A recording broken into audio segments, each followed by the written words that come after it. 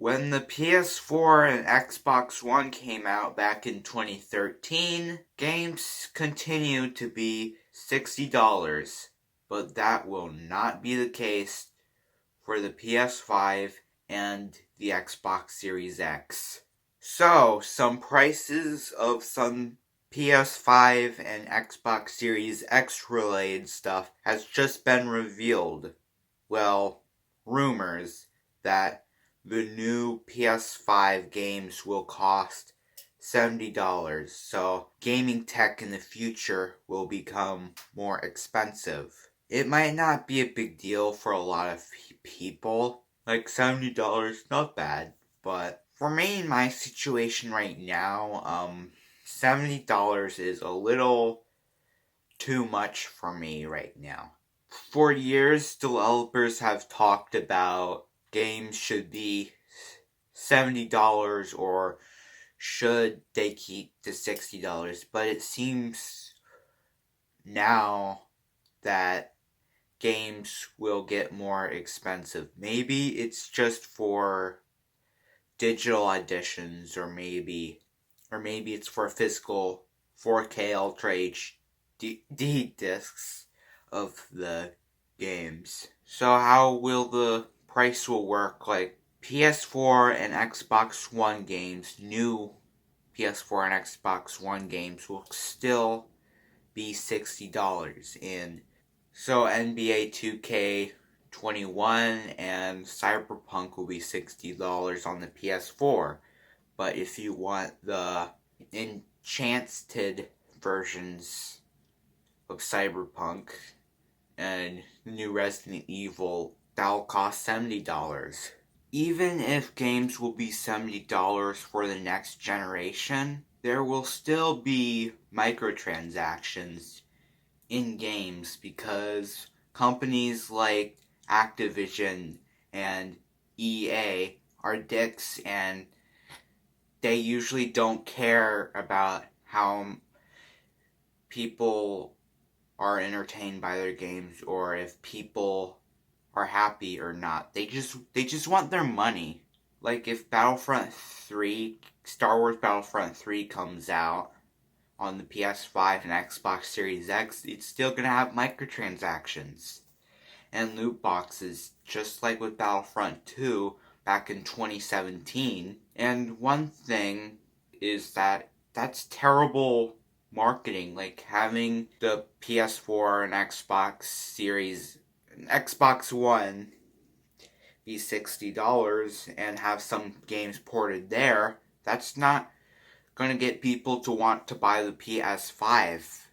Like people are going to stick with the PS4 and Xbox One for much longer, or people will just be more interested in the Nintendo Switch. Back with the reasons why the Wii U failed is because of the 3DS. Like if you want Nintendo Entertainment, would you rather buy Super Smash Bros. For 3DS for $40 and a 3DS for $200? That'll be $240 total. If you want a Wii U for $300 and Smash Bros. For Wii U for $60, that'll be $360.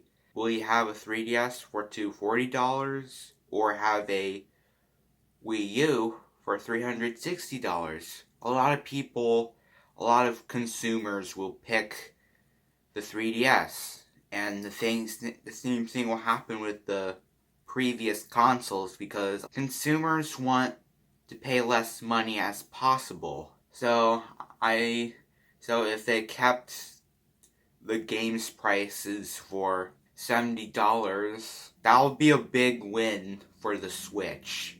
The console prices for these consoles never been revealed yet. So if the console is something bonkers like $700 or $500, $500 might not be a big deal for a lot of people because they might have consoles delivered for review purposes from Sony or Microsoft. But for people like me, who's a very small channel and haven't grown yet, it can be a problem. It is important for game companies to learn their video game history and know about why consoles in the past failed. Like, if you compared the Panasonic 3DO back in the 90s, the console was $700, which was $1,000 today back in the 90s. And the PS3 back in 2006 was $700 or to $500. It's pretty weird that how hard it is for companies to learn from that mistake.